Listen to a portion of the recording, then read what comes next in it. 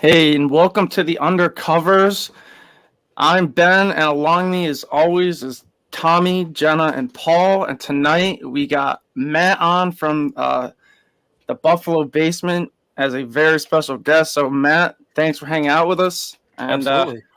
Thanks for coming we're on, gonna man. break down some awesome preseason football tonight. I mean, you can never take a lot away from preseason, but I thought that was a very interesting preseason game, and I think the Bills have some quality depth. There's going to be some very interesting cuts when Bean has to make those roster cuts, which is I think the 29th. Yes, the Yep. 29th of August. Yep. Yeah, I mean, definitely for sure. I mean, you got to get down to 53 on the 29th, but the one thing I will say is it's definitely nice to have football back. That's the main takeaway from Saturday from last week. So I mean, I'm excited for most of the team. There was some things that I'm a little more worried about now, and I hope that we see some better things this week against the Steelers from those positions. But I'm sure we'll go over that tonight at some point. And I just want to say thank you for having me on. Anytime, man. Yeah, thanks again for coming on. Thank you. So, what's everybody's takeaways from the game? What's their likes? Biggest takeaway, I guess, I would take from the game was how well the offensive line actually kind of held up. You heard about those some of those inconsistent days at camp, even with the pads on. The defense, sometimes taking over that offensive line and that offensive line depth. I think, heading into that game, I was expecting this offensive line to struggle just a little bit. But at times the offensive line did cave in and put Kyle Allen and Matt Barkley under some pressure. But for most part of that game, I'm watching. You look at that offensive line; it was pretty clean for most of the game. It was a pretty much a clean pass. Pass coverage, and then also excellent run blocking. I mean, you go back to that first touchdown with James Cook. I mean, even though he bounced outside, I mean, the blocking was like almost perfect on that run. And you go back to some of those other running plays later in the game. I mean, there was almost a hole almost every time for one of these running backs to run through. So I think that's really my biggest takeaway from the opening preseason game against the Colts. Yeah, I mean, it really shows as far as the offensive line that the defensive line is going to be really good because the way that they held up against the Colts most plays is telling me with our defense winning the majority of the camp battles against the offensive line, it's gonna be a fun season on defense. Right. Yeah, and that was against the Colts starters too, so we have to take into account that. I mean, obviously the defensive line fared a little bit better once the starting the second teamers and the third teamers came on. But they did a pretty good job against the first teamers, and they were able to generate enough pressure to force some errant throws, like the poor Ben. This happens like every show. But to force errant throws like the interception to Dane Jackson. So I'm really excited to see what the defensive line does against the Steelers next week. And Von Miller is going to be coming back like several weeks into the season, so we have that to look forward to. Yeah. I was most impressed with the D line too, like the interior pass rush opened up for Boogie Basham to get a sack from Tim Settle. And then there were some other plays that stood out to me, like James Cook he looks so explosive already. So when he can get that burst, get that speed, watch out, because you have him in open space. He's going to be a beast to try to tackle. He'll outrun a defense. So that was I saw some opportunities there that I liked. A concern I had was middle linebacker still a concern to me. I didn't think Dotson had a good game at all. but hopefully Bernard will be back soon so that he can compete for the job. Hopefully. So, and then my other big takeaway was quarterback 2. I think Barkley is the number 2 right now. He looked poised back there, and I felt more comfortable with him throwing the ball rather than Kyle Allen. I don't know what you guys thought, but I like Barkley at 2 right now, unless they try to, upgrade it somewhere else. But I feel more comfortable with Barkley behind Josh. Yeah, I mean, I wouldn't say like Barkley looks like maybe like I think Allen has a slightly better ball, but he just doesn't look as comfortable behind the offense. And maybe it's just because Barkley knows the offense more, but he looks a lot more in command. He looked comfortable back there. I mean, he had a lot of time to throw, but I mean, that's what you want from your backup quarterback, is just didn't, run the offense like obviously there's going to be a major downgrade if Josh goes out, but you want him just to be able to execute. And as far as that, he has a way better, grasp of the offense overall. I think we got some news, y'all. What? I think Dalvin Cook signed with the Jets on a 1-year deal. Really? Yep. Okay. Hold on a second. Tommy, look at you, breaking news. Wow, okay. Yeah. 8.6. I mean, Yeah. Zeke just signed earlier, so you kind of expected the dominoes to fall, kind of in place. But does that mean Breece Hall is not ready week 1? Possibly. I know he's on the PUP list, so that's. I mean, it was between him or sorry, it was between the Jets or Miami. That's where I really got the feeling where he would go. But wow, that's something. Yeah. So, do we feel more comfortable with him going to the Jets? I mean, if it has to be either of the two, do we feel more comfortable with him on the Jets or Miami? I think he would bring like another. Yeah, I agree with Tommy. I think he would bring another element to the Miami offense that they don't really have in their run game. Like, I think they got some fast guys who can, break a play open, but they don't have, that talent like Dalvin Cook.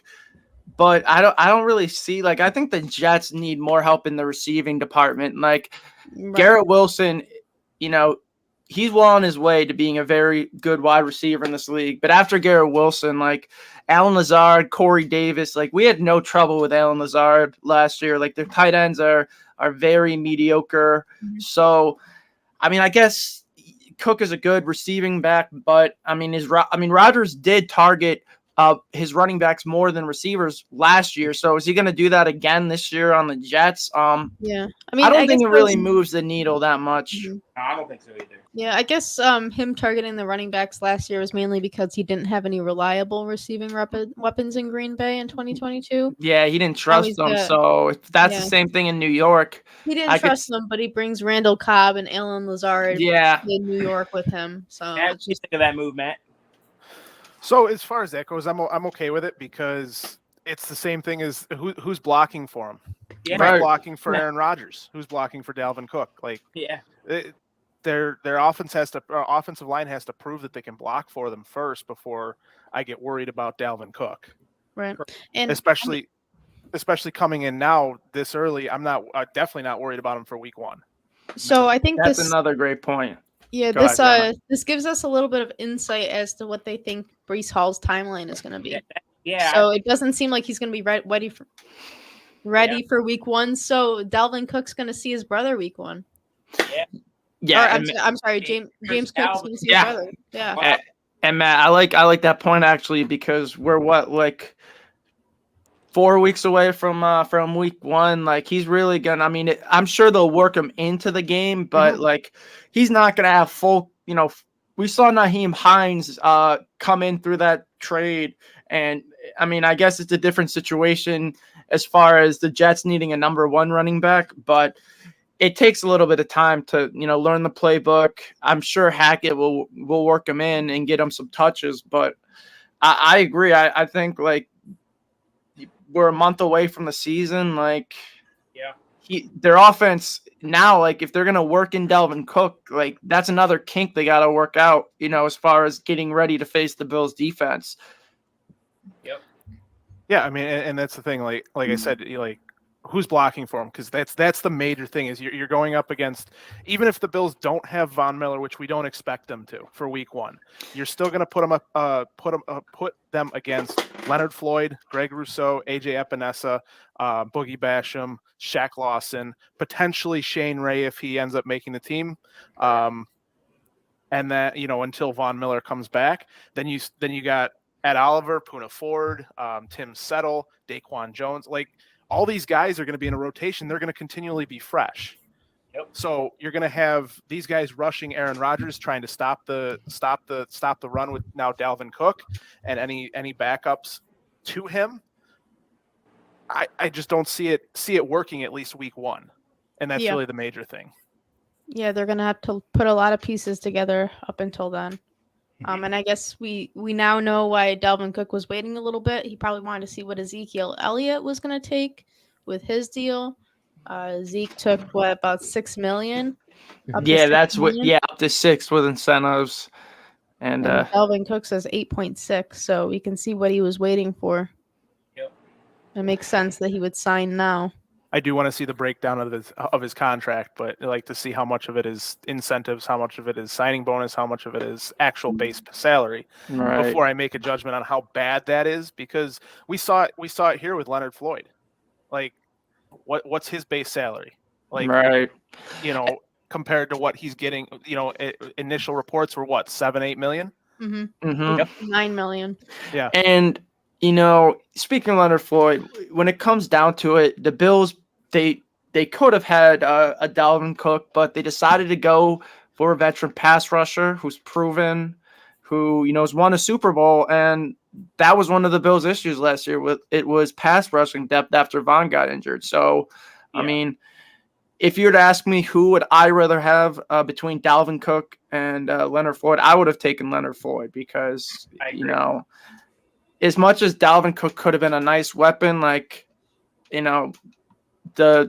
really, Matt, you bring up the point about the blocking, and it really, that's what for the Bills, their running game really falls down to whether Spencer Brown takes that next step, whether Osiris Torrance comes in as a rookie and can play like he did in college, and Connor McGovern. It's more or less on the Bills blocking than it is any running back.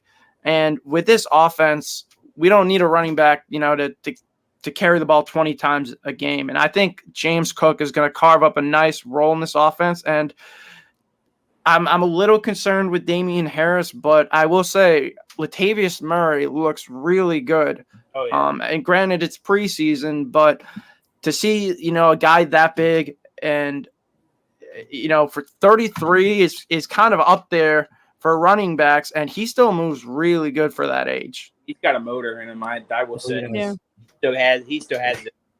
Yeah. I'm not really concerned about Damian Harris. I think he'll be fine.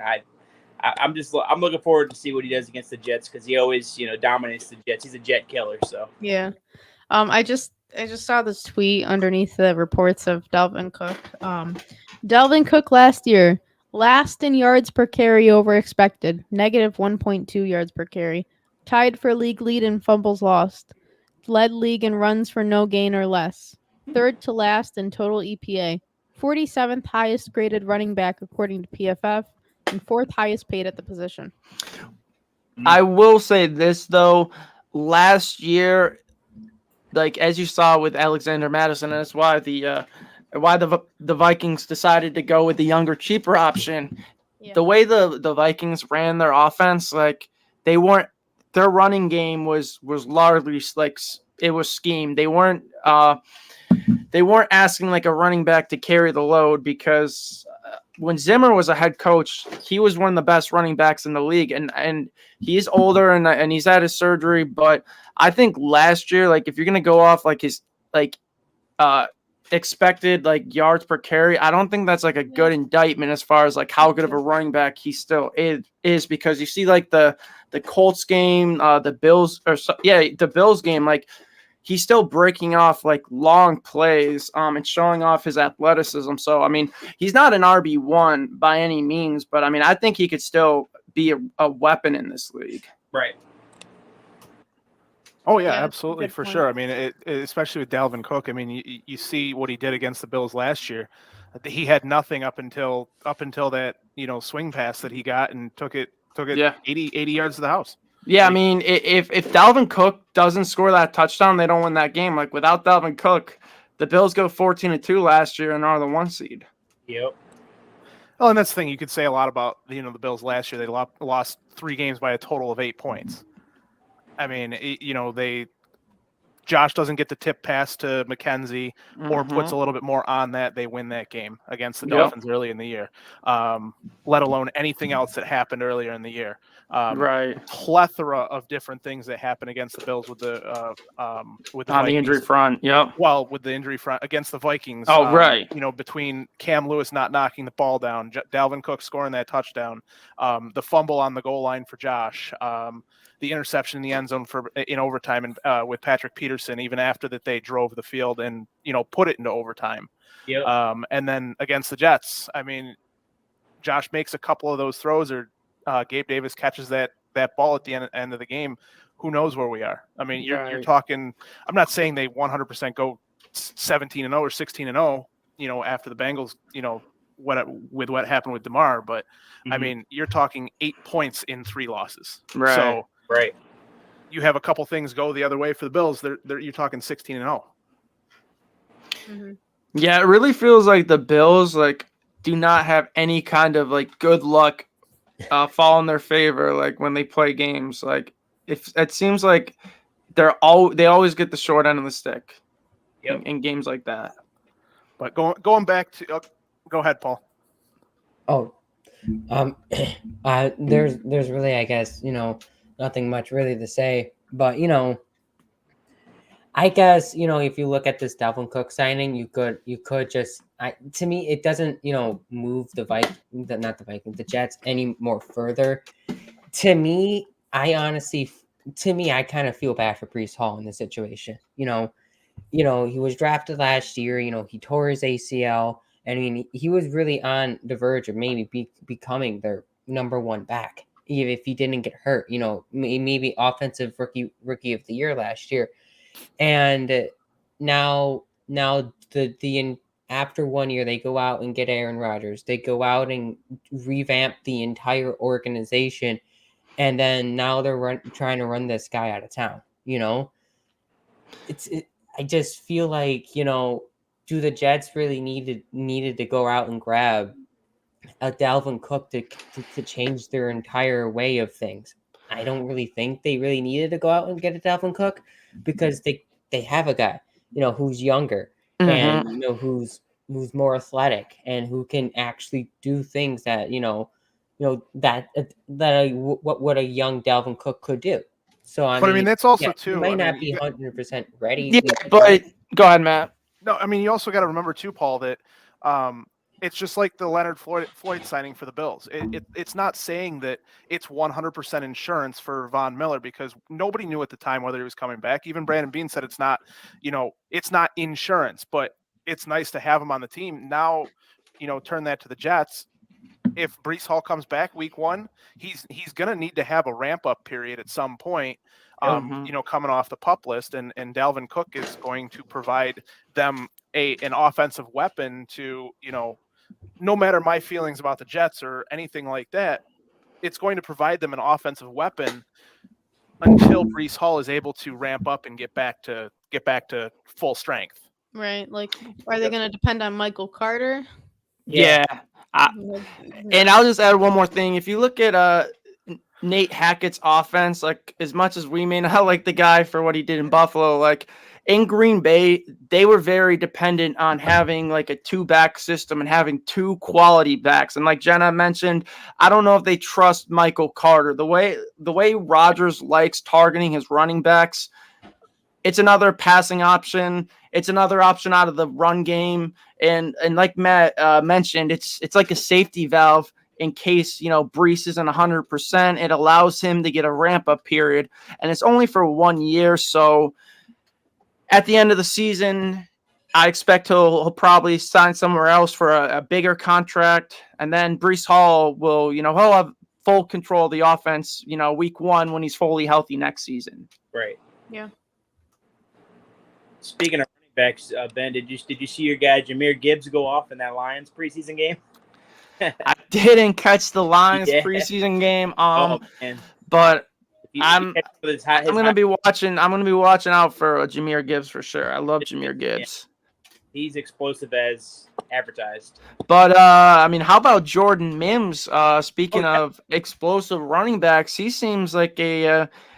I mean, it seems like almost every year the Bills find these hidden gem type running backs. Last year it was Blackshear. This year it's Mims, and it might be hard to keep this guy on the roster. And I think we're gonna have another Blackshear situation if it comes down to cuts. What are your guys' thoughts on Jordan Mims? He looked good on Saturday.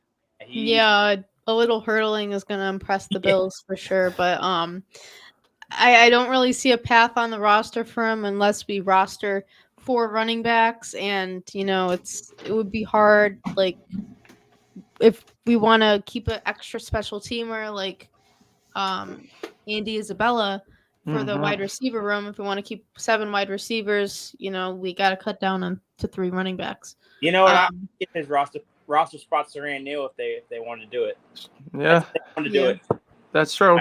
I mean, you also have Darrington Evans, who looked like the best special teamer out there with that kick return. Yeah. So, I mean, he might provide a little more value on special teams than Andy Isabella, but Andy Isabella also might bring something to the offense. I mean, that none of the backs bring.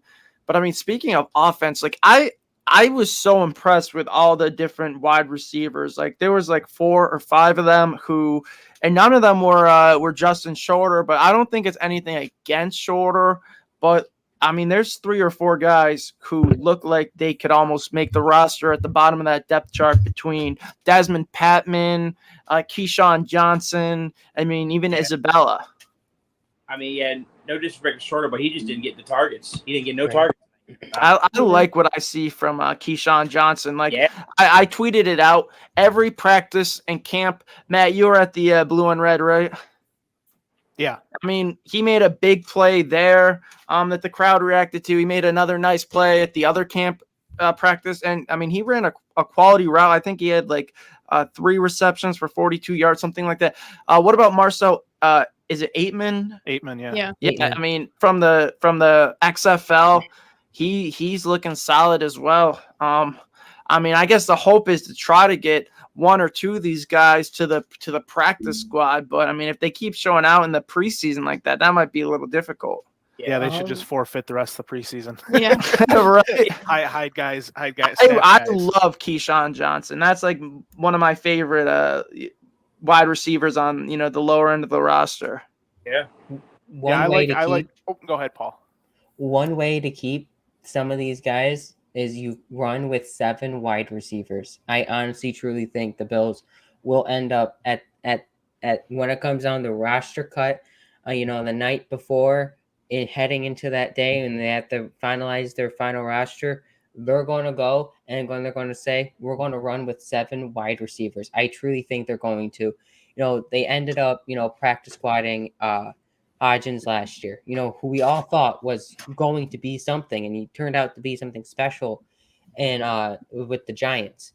And I think the Bills are going to say, like, maybe, if somebody goes down or somebody, or we just want an extra target that we can run through, get more targets, get more yards, get more passing, give Josh more weapons, you look at Keyshawn Johnson, you look at Aitman, you also look at Shravers, who all impressed on Saturday. I think at the end of the day, the Bills are going to run with 7 wide receivers. I just the feeling I have is that they emphasized on weapons, and why not do another emphasis and go with 7 wide receivers? They're going to keep 7 as well. I think they should, but you got to remember, it since McDermott has gotten here, he's never kept 7 receivers on this team. It's always been 6. So that comes down to, was it talent or that they didn't have at the lower end, or is it the fact that he sees talent outside of the wide receiver room? Right. I would like them to keep 7 because that means you keep an Isabella, that means you keep an Aitman or a Patman or a Shavers. It's somebody like that can play special teams, but also can give you some sort of depth if somebody in the first 5 go down. So, Yep. Yeah, I agree, man. I think you also have to look at with the way this offense is going to be probably run this year philosophically with the 2 tight ends, the drafting of a Dalton Kincaid. You're going to have to go probably a little extra in that tight end room this year than years past. I mean, I guess you have not Quentin Morris, but you have Reggie Gilliam who can double as a tight end as well, but you still need depth in case someone goes down. So I think 4 tight ends is probably likely. And I don't know. I mean, then you look at running backs. I mean, do we keep 4 running backs? I mean, if one's a specific special teamer. I know, Tommy, you mentioned Saran Neal is someone who could potentially be a roster cut. Mm-hmm. I mean, mostly just a special teamer. I guess it really just comes down to the area of emphasis that Bean and McDermott see as the most important, because now with this new kickoff rule, special teams may not be as big of a factor, so you may not need to keep as many special teamers on your roster. Right. not that they want to or anything like that, but you could literally throw Micah Hyde back there and tell him to just fair catch everything. Yeah. And not keep anybody, I mean, because Yeah. you're going to get it to 25 every single time. Mm-hmm. Yeah. And you can do that on punt returns too. I mean, you have Hardy, you have Micah Hyde who's done it. Yeah. It just really comes down to it. And it kind of is taking the kickoff rate out of the game, unfortunately. But at this point, it's tough because, like you were saying, you want to keep quality depth, especially in certain areas. I mean, you're going to keep most likely 9 or 10 offensive linemen. You're going to keep probably 4 tight ends. Mm-hmm. It just really depends on how you categorize Gilliam, because yes, he's a fullback, but he's more of that H-back type role where can play. He can be tight end. He can be fullback. He can be running back. He can split out wide as a wide receiver. So he gives you a lot of options. And I know the Bills like to have those position flexible players. Right. So I mean, it just really comes down to it. I personally think they keep 3 tight ends in Gilliam and 3 running backs, and then 7 receivers is what I hope they do. Because you're gonna have Cook, Murray, and Harris as your 3 running backs. Gilliam is your 4th running back technically, and then your 3 tight ends would be Morris, Kincaid, and Knox. Yeah. Yep. Yeah, I mean, Morris is supposedly had a very strong camp, but he did have a couple of miscues on Saturday. I know Sternberger had a fumble as well, so I mean, not a strong show. I don't blame him for that though, because as far as Sternberger goes, I mean, he made that catch, he plucked that right out of the air, turned around, he took the first hit, and then the guy just came across. Yeah, that was a tough play. It was. That's the thing though. It might come down to. Do you feel that if you're McDermott, is Quentin Morris a good enough blocker to replace Dawson Knox if Knox were to go down? Because I think Morris is a very good receiving weapon in the receiving game, but does he provide what maybe like a Sternberger could bring versus because if Knox goes down, you probably don't want Kincaid. You drafted him to play in the slot and to be a weapon this year. You don't want to not stunt his development, but I think you want him. You don't want to dirty him up as a blocker. Yeah, I think you want him. You want him, to catch passes, to help Josh out, and to be a playmaker in this offense. So I think that's a big question mark as far as who can really, I think Sternberger, if he has a strong enough preseason and camp, I think he could take that tight end 3 spot. Right. I'm with you on that. I think there's a chance. Yeah, it's and definitely a toss up there. that block that Kincaid made was yeah. on Cook's touchdown was awesome. That was They just all sealed that end, and Cook was clean all the way in. Mhm. Yeah, he's just got to work on that core strength and get a little stronger to maintain that block. But he did a really good job. I know he got thrown a little bit to the ground at the end of the play, but he's willing. He's not hesitant at all. Do y'all think? Yeah. Do y'all Go think Tommy. he makes our team, y'all? What's that? Do y'all think he makes the team, Isabella? Isabella? Yeah. I'm sneaky. I'm there, like where he could possibly. I think as wide receiver 7, if we kept 7, I think he could definitely make it. He's had a really strong camp, even when he's entered into camp like halfway through. He's got speed as a receiver. I will say. Yeah, he looks really good. I think he would help Josh too. Like he reminded me of like prime Cole Beasley. Yeah, he kind of did. Yeah, the way he runs. Yeah, the way he runs. Yeah, he runs after the catch. It's great. I mean, that's a guy I would love for us to keep if we can make it. Yeah. I could almost see them trying to, even if they keep 6, and if Isabella keeps going the way he has, in the first preseason game, I could see them trying to move Shorter to the practice squad, trying to slip him through. Yeah, because he's not done anything. And we're talking one game, but we'll see. We'll see what happens Saturday. But I don't, Yeah. Like Saturday's going to tell a lot of Shorter. If he doesn't do anything Saturday, there's a good chance he's probably a practice squad guy. I mean, if anything, I hope that they make him. If he clears waivers and makes it to the practice squad, I'd hope that they make him priority. Because I don't really want to lose him. Just that he's got a rare build as a wide receiver. But I'm like potential. Ben talked about it earlier. I would more on A.T. Perry than Shorter.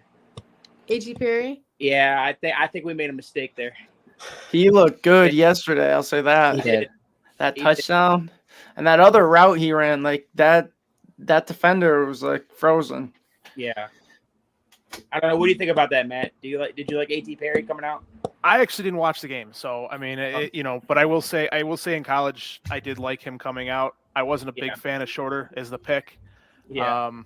But I don't get paid the big bucks to make. It is what it is.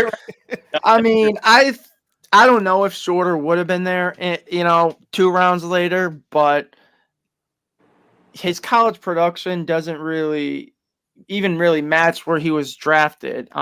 Most projections had him going 7th round to undrafted. The Bills obviously saw something in him, so I mean they aren't just going to throw him to the scrap heap after using a 5th on him. So, but I think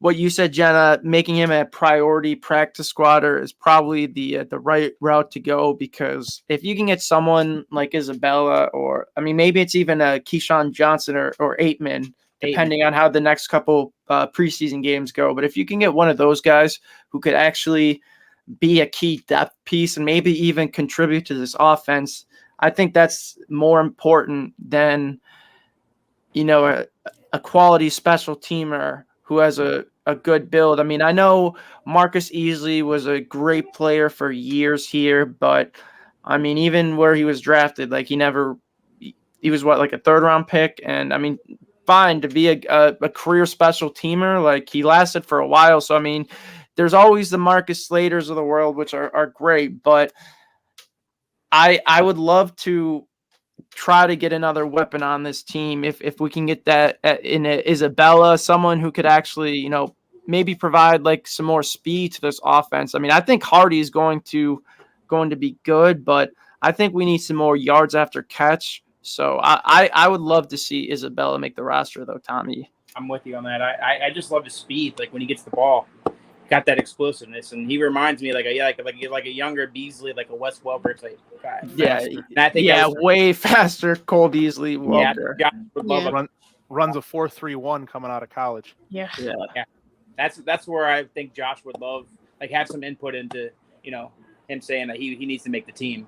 Yeah, when I compared him to Cole Beasley, it was just like the way his body moves when he runs. It just like Great. Like the way his hips move, it just reminds me of Cole Beasley. Did he He's have got a very good release. Do y'all know if he had any injury history, like coming out, like anywhere? I think he's primarily healthy most of his career. That's good. I think Andy Isabella. If the Bills do decide, to run 7 wide receivers, I think he comes on as wide receiver 6. I think he's there, but he also still needs to show that he can stay there. You know what I mean? I think even though we talked a little bit of the new special teams rule, I still think that the Bills are going to prioritize special teams. I don't think they're just going to say, well, because there's a new kickoff rule, we're just going to push special teams off to the side and not think it's important anymore. So I still think the Bills are going to value special teams, and I think that's a primary reason why a guy like an Andy Isabella will make this roster as, or like if they would run with 7 wide receivers, he will be a wide receiver 6, because they're going to prioritize his ability to play, to go out and receive kicks, but also prioritize, that he can play well. I mean, he had 3 receptions, 47 yards. I mean, he averaged 14 yards per catch, in Saturday's game. So I really think that Andy Isabella,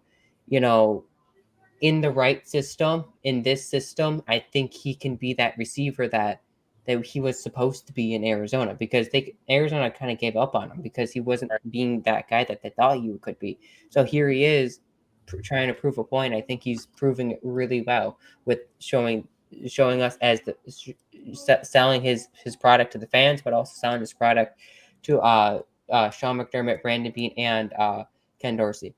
Right. Yeah. I looked at his Andy Isabella's injury history, and the only one that he has is a sprain in his AC joint, which is the joint between the scapula and the clavicle.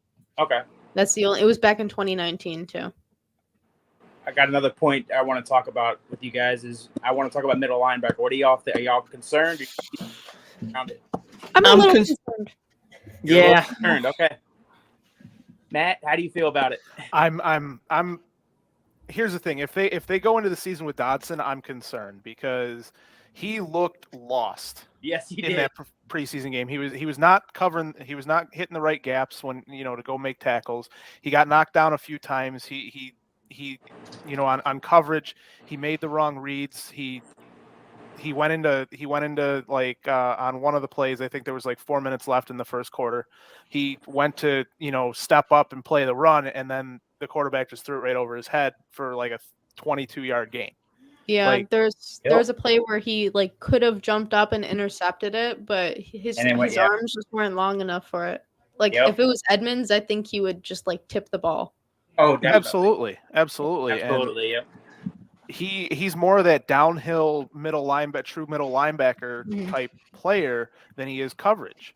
Whereas you have Bernard and Spector and Klein. Klein, yes, he's not as fast, but those guys are pretty much coverage linebackers being middle linebackers.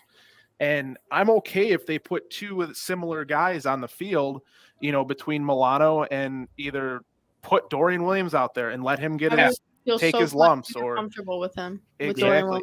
Yeah. I mean, because he played well. I mean, he looked great. He had 6 tackles. Yeah. He made some good tackles too.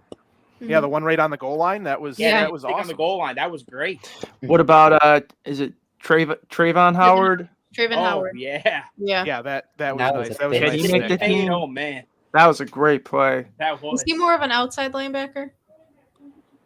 Yeah, I think so. I think Trayvon Howard's more of an outside linebacker. You think he has a chance? He's a former safety. I hope he does. I think he does. You think he makes it? Okay. No, I mean, if Matakevich is the odd man out, if he doesn't recover from his injury, maybe. But I mean, if you want to delegate other position groups, I think he has a chance to make it if he keeps making plays like that. Because I mean, he's made impacts in the NFL before. He's just had some injury concerns. So, I mean, if he's able to stay healthy, I mean, I think he might actually be able to provide you some value to that defense at linebacker. Yep. But just going back to the middle linebacker conversation, I'm concerned until we see Terrell Bernard out there Yeah, to see I wanna and see what to he see can what do. we have in Terrell Bernard. I'm not sure what the injury level is. I mean, hopefully we get him sooner rather than later. But any soft tissue injury is bad just because Sure. it can linger. Sure. So, Yep. I mean, I'm hoping we can get Bernard out there, see what he's got because, like Matt said, I mean, Dotson was borderline disaster. Yeah. Do you Do you think if we don't work it, we could scheme around it? You think we can just scheme around not having They good can line? definitely scheme around it. I mean, they can definitely scheme around it. Yeah, you'll probably see more of like a 3-4 type defense. That's what I was thinking, Yeah, but they don't want to take Taron Johnson off the field. That's too. true. Yeah. If you add Yeah. a third linebacker out there, that just completely takes him out. Yeah, I know. But there's ways to scheme If around they, it. I mean, Yeah, they there's- could do a 3. Sure, McDermott will figure it out. Yeah. Well, yeah, have like an odd front. Yeah. I'm sure McDermott will. Yeah, I mean, if you look at it, they can. The Bills can either run like a 4-3 perfectly or a 3-4. Like Leonard Floyd and Von Miller are both natural 3-4 linebackers. Mhm. So I mean, they can be your outside backers. I mean, Yeah. Rousseau, you could play him on the line. You can put Daquan Phillips or Settle or Puna on the inside. You got Oliver who could play on the line. I mean, there's different people who could rush. You could put Dorian and Milano as your two, inside backers. So I mean, you could definitely scheme around it. Actually, McDermott comes from a 3-4 philosophy coming from the school of Jim Johnson. He played a lot of odd fronts, so Right. it is a little bit in his his football roots. DNA. We're looking at linebacker. I think Rashawn Evans is still out there, right, Matt? Yeah. If they want to look hard at the adding that piece. I would love to see. I would love to see them give a Rashawn Evans a look. I mean, and a workout, if anything. Yeah. I would have loved Quan Alexander. I would have. Steelers. I'm wondering why we didn't offer him a contract. I think he signed for like $1.6 million too. Like we could have afforded that easily. Yeah, I was kind of concerned about like why didn't we give him a shot? I guess. Well, we got Terrell Dotson. Yeah. I guess it really came down to they trust the players that they have. Yeah. They believe in the process of picking a player and developing. Player development. I mean, just something that I guess most fans and most teams just haven't got used to yet. We pick our players and we're going to try to develop them. We give them maybe 3-4 years, to see if the development works. And if, after a certain period of time, if that player is not going to develop into what they would hope for, they go out and try to fix it, either in the free agent market or draft a new one. Right. So I think, having a guy like a Terrell Bernard, on the injury list with a hamstring issue, it hurts, because it hurts their idea of player development right now. Yep. We were hoping to see Terrell Bernard at least all 3 preseason games, Right. Get some sort of, active snaps and see who could really win this, middle linebacker battle. Since now he's hurt, I don't expect him in the second preseason game. Hopefully he's ready to go, to play at least a good amount of snaps in that final preseason game so we can, and hopefully against like starters in that third preseason game. I think, it must not be starters. You're playing Justin Fields, you're playing Darnell Mooney, you're playing Herbert. Hopefully they put their starters out there so you can see what he can do, with a good chunk of snaps, at that starting position.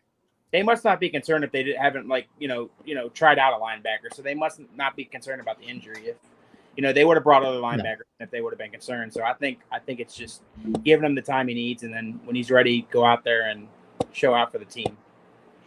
Speaking of concerns, middle linebacker was probably near the top of the list for concerns for Bills fans entering the offseason. I'd say the other major item would be the offensive line. And Tommy, I know you mentioned that a little bit earlier, but I mean, I was impressed with what I saw from not only the first team.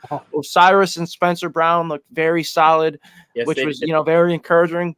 But even the second and third teams, I mean, Nick Broker, the 7th rounder, is very, very he's a little chippy. Like I like him. He's got an edge.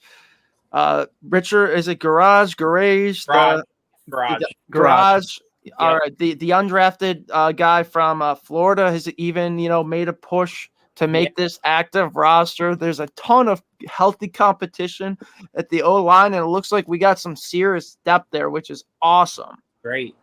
The big test is coming up against Pittsburgh with their front seven, so we're gonna see. Yeah. We're gonna see right then and there how our O-line, I'm gonna be at the game, so I'm gonna keep a close eye on that O-line against the Pittsburgh front seven.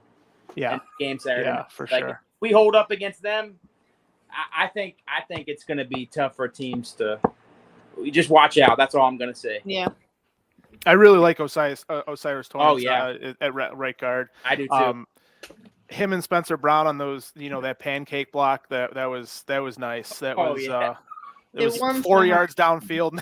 They just pancaked the guys. Seeing some vintage Spencer Brown from his rookie year. I missed that. We saw some promise from him back when we played the Texans. He was sizing up one of the corners, I think. I missed that, and I want him to do good. It sucks that his injury and his back surgery held him back. He said that his leg was feeling numb during games. That's got to have a big impact on the way you play. So hopefully he can put it all together, and it looks like he's well on his way to doing that. Yep. And so my one point, sorry, Paul, I didn't mean to interrupt. I just wanted to get to my point real quickly. The one thing that bothered me about the game is you saw a lot of boneheaded plays, like in non-concentrated catches. Shakir had one, Shavers had one. Yeah. There was a couple others I can't remember off the top of my head right now, but like these guys make these incredible catches. And then just drop the easiest ones. Yeah, they can't make the easy ones, and I don't get it. And that's a little bit of a concern for me, especially with somebody like Shakir, who's known to make these amazing catches, but then the easy ones, not necessarily easy. No NFL catch is easy, right. but he was wide open on the third and 5. Yeah, ran the right route, went past the sticks, and just dropped the ball. Yep. Like, these guys got to start paying attention and not trying to run before they catch the ball. Oh yeah. Mm-hmm. Maybe it's like some sort of concentration issue, on the short, easy ones, like they lose concentration easily, and then the long ones, they're just ready to go. They're amped up. Their numbers called for like this big play that they can get, and then they catch it. They're ready for the big moment, but then when they need that catch, they just lose concentration. Right. I just saw a tweet that Teddy Bridgewater will be wearing number 50. 50. 50? Yeah. Is that even an allowable quarterback number? That can't be. There's no way. Since they changed that rule last year, that any player can play any number. No, I think there still are certain numbers you can There's a range. You can and can't wear. Like Jermaine Johnson couldn't wear number 11 on the defensive line, so he had to switch to a linebacker to be able to wear it. Wow. Yeah, that's crazy. So we had the Patriots sign Zeke. Yep. Jets signed Dalvin. What are the Dolphins going to do now? Are they going to trade for Jonathan Taylor? Absolutely not. Complete the running back carousel. They're done. All that to beat James Cook. All that to be the better for James Cook to be the best running back. To be with the Bills, I mean, you got to love the competition and all, but yeah, what are the Dolphins going to do now? Yeah. Waiting for their next move. Well, they need help. They got Eli Apple. So yeah, I mean, that was a great move, Eli Apple. They're probably going to sign. They're probably going to sign Roger Saffold next or something like that. Let them. Well, we have a preseason game this weekend against the Steelers. What is one player you're going to really, keep an eye out for? We have so many players, Dorian Williams, Boogie Basham, Keyshawn Johnson, Andy Isabella, Jordan Mims, several players stand out. Who's that one standout player you're going to watch out for in Saturday's game? Well, it's for me, it's going to be Dalton Kincaid. We didn't see him versus the Colts very much. They took him out early, only had him for about 2 series. I think he was in there for like 5 snaps. So I want to see more of him, especially if Josh Allen might play. So I'm going to be at the game. So I'm going to turn my all 22 eyes on. And Oh, you're going to the game, Jenna? yeah, I'm going to the game. That's awesome. So That'd we'll be see. nice. I'm excited to watch Dalton. If he takes a good amount of snaps, probably I'd hope he takes like maybe at least 10 snaps. All right. My player I'm keeping my eye on is again. I think I said it last week, but I'm gonna go with it again this week. I'm looking at Kyer Elam. All right. Let's see. I'm gonna see if he can still battle for that number 2 corner position. So I'm looking. Yeah. Just he keep striding and do what he's got to do to earn that quarterback 2 spot. I want to see if he starts. Yeah. Dane Jackson started this week. I know. Yeah. So if Kyer starts, they might just want to see what he does with the ones. But it would be a good sign that the cornerback 2 battle is still relatively open. Right. If Dane Jackson starts, then I might think he's closing in on taking that number 2 role. Yep. But Kyer, even Benford sliding in with at the start of the game would be telling. Yeah. I really think it might be. I don't know if there's going to be a clear-cut winner throughout the entire season in cornerback too. I mean, Dane Jackson might get it by name, but I think it's going to be more of a week-to-week matchup thing. Yeah.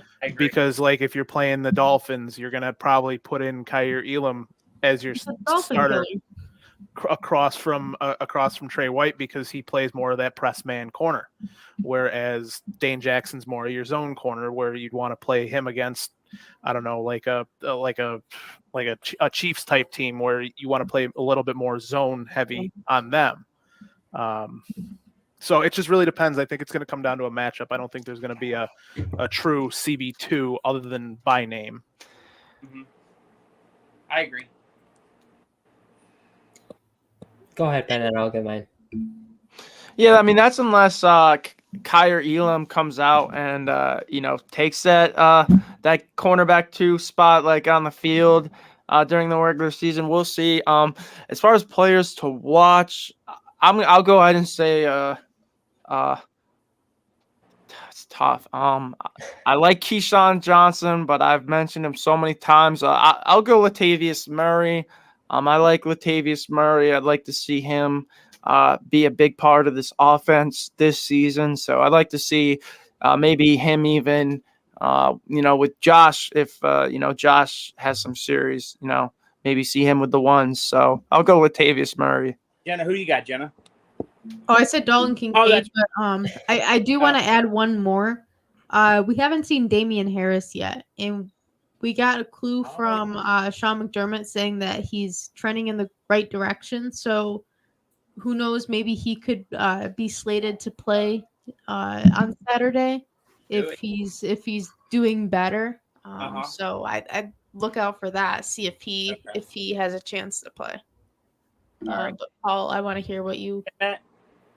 My brain is going through so many different players. It's so hard because now you get one preseason game under the books. You want to watch every single player, all 90 players. I want you. I was gonna go DJ Gel. I don't know if he's gonna play. So I guess you gotta, because he's not gonna play, we're gonna throw him back into the pile of puzzle pieces. The one I'm gonna go for Boogie Basham. I want to see where Boogie Basham goes after having a really nice opening preseason game. Where does he come out? I mean, if he comes out with 3s or even it comes out with the 2s, what is he going to do? I mean, he had 3 tackles and he had a sack. you could really say that sack was a big time sack in the moment in that moment of the game. So like Boogie Basham, what is he going to do, in this next preseason game? Can he take it to the next level? Can he get a couple more tackles? Can he get another sack? Something like that. Maybe add a couple more pressures, maybe add a forced fumble, something add to the resume of something that I can see that this guy, who we've been talking all offseason as a piece that we can trade, but maybe the piece that we can keep, keep battling for that spot. You go back to his college totals. He had 19 and a half sacks in college. He's that guy that you can get after the passer. So I think Boogie Basham is going to have the game wherever he comes out for. If he does, I think he's, we're talking the Monday after the game, we're going to be talking about Boogie Basham possibly making this roster. Matt, Matt. Mine is a whole position. It's still the middle linebacker position. I'm keying in on Dodson specifically, just because like I said, I'm very worried about that, and how they're going to do that. And we may not see it in the preseason is what they're going to try and do, for the regular season, because you're still talking, even though McDermott kind of ramped up the pressure a little bit, which made me kind of happy, and hopefully it gets even more aggressive in the regular season. I really want to see who's going to take that middle linebacker position. I really do. We need answers there. We really do. Yeah, Tremaine Edmonds was a big player for us, literally, and it's hard to fill those shoes. But a lot of teams, they don't have that 6'5", 250 guy in the middle of the field. So you kind of have to do with what the rest of the league does and just deal with a average 6'2", 240 middle linebacker. Yep. Which There's is not much fine. we can do. Yeah, no, which is fine. It's just they got to get the right guy in there to play, and I'd rather have speed on the field than somebody like Dodson who's not as fast. I'd rather have a Dorian Williams or a Terrell Bernard or a Bale Inspector than Dodson. He just seems to always be out of position. I got another name to watch out for it. I think he could start applying pressure to some of the defensive linemen as far as making the roster. That's Eli Anku. He played phenomenally on Saturday. He's been good in practices.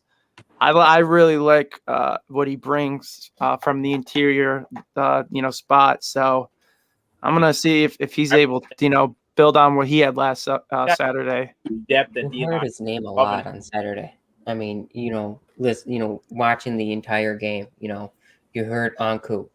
I mean, at least maybe 4 or 5 times. I mean, I think at one point, Steve Tasker was like super excited talking about Anku like after he made a play. So I mean, Eli Anku. Call him a tree stump. I mean, we had Greg on the other day. I mean, referring Torrance as a refrigerator. Now Matt's referring him to a tree stump. Well, I mean, Steve Tasker referred to him on broadcast as a tree stump. Oh yeah, it's like he's pushing a tree stump. Yeah, yeah. Gotta love it. I mean, this defensive line depth is insane, and it really seems like. And I know we'll have to see if we pass the litmus test again on Saturday against Pittsburgh, but it's starting to look like this offensive line is starting to have depth, which is something we have never seen since we've had Josh Allen. I mean, to be honest, we've never really had a solid group of 5. So that is somewhere to start, is, to have a good enough starting group. But, I mean, it seems like with the group they got, there's a lot of depth. If someone goes down, I mean, there's multiple options to play, almost every one of those interior spots. I mean, if Morris goes down, you got Bates to play center. David Edwards looked very impressive as well, and he's got a lot of starting experience under his belt. If someone struggles, he could plug in. RVD looked good too. He looked good out there. Yeah, Ryan Vandermark. Yeah, he did. Alec Anderson too. Gonna take Alec Anderson looked good too. We actually had him on our show in the beginning. Yeah, he did look good. Shout out Alec Anderson. Shout out Alec. The one thing I will say about the offensive line that I'm excited to see is who is going to start at right guard this week. Does Osiris get the start again, or do they slide Ryan Bates in there to see what they do?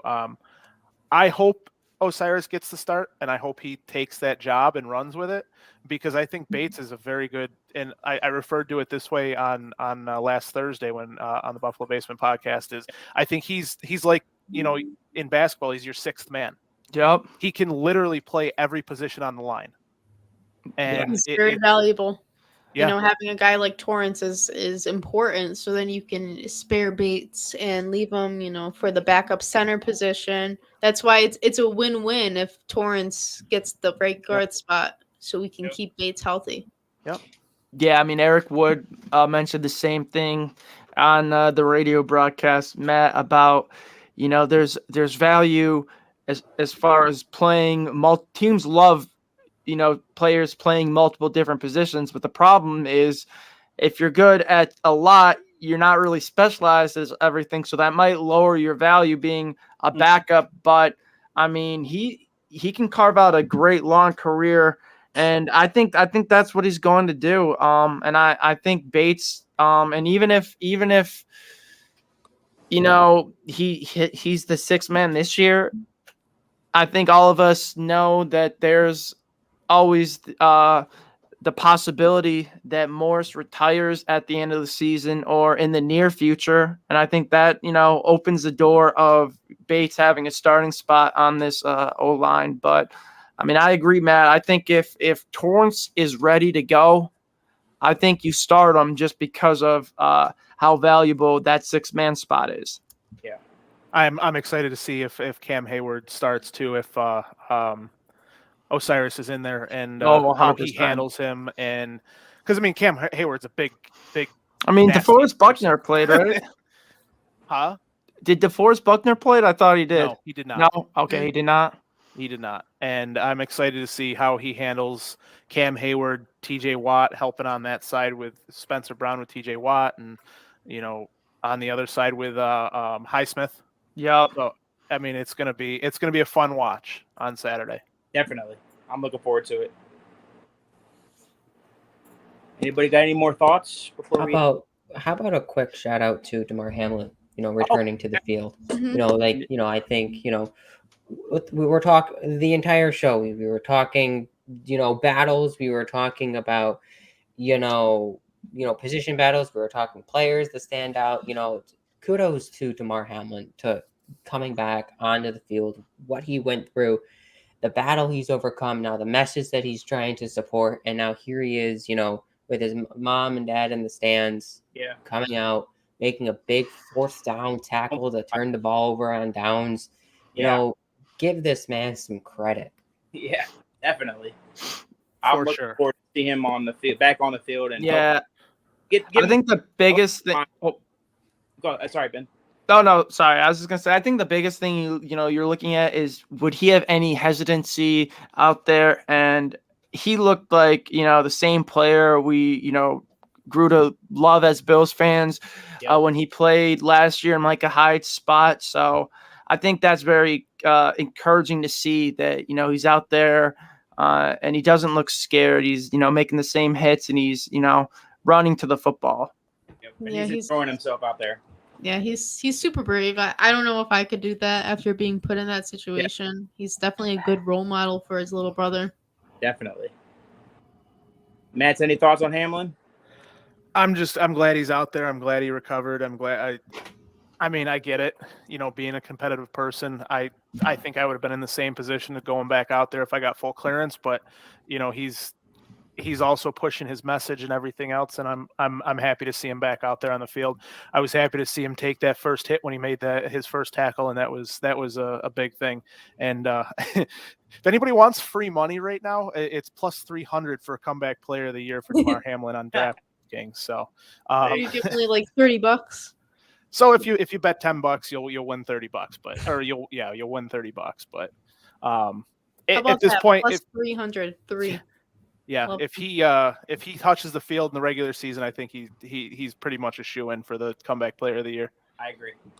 Which sucks for some players who like had actual like injuries, like maybe ACL tears or all that stuff, when they come back and they like tear it up. But where did Tommy go? He just threw his phone again. No.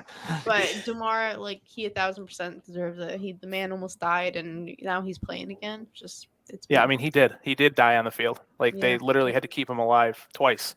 Yeah. So I mean, it's I don't know if I can call it well deserved, but it's well deserved, I guess. Yeah, we know what you mean. But yeah, I mean, I'm excited to see him play. I'm just excited that football's back. I mean, that's basically my general message, and anything that I have talked to anybody about is I'm just happy that Bills are back. Yeah, Definitely. I have the same exact sentiment, Matt. Yep. Yeah, those vibes are back. No Very stupid excited. injuries, no deaths on the field. No, we Right. don't have to. Knock on wood. No, 100%. Yeah, let's hope that New we have year, both. new season, new year. Yep. Yeah. All right, so that's it for today. We're gonna go into week 2 of the preseason. We're also looking to do our fantasy show. What do you guys? Work in The next progress. Monday? So we're doing when we're doing the draft Friday. I think we're doing. You said Friday, right? I think we're planning on Friday, Planning on but it on we're Friday. we're still in talks on a cool little fantasy show. So stay tuned to our social I media. think for that. next week we're thinking about maybe previewing college football, right? Since Yeah, next the regular next Monday. season the regular season starts in 12 days. I mean, I know we're close to NFL, but I mean college football is even closer. So Yeah. So we're gonna preview the college football season next week. that's exciting. Yep. And Matt, you want to just plug your podcast a little Yeah. bit? You do great work over Absolutely. there. Very great. Absolutely. Thursday nights live 7 p.m. We did move the show from 7:30, so it's now 7 p.m. Just to kind of keep away from Thursday night football, so we're not running into that. So check us out at Buffalo Basement Podcast. Thursdays live at 7 with myself, Matt Diegert, and Pat Bruckness, Pat the Bill 5 on Twitter as well.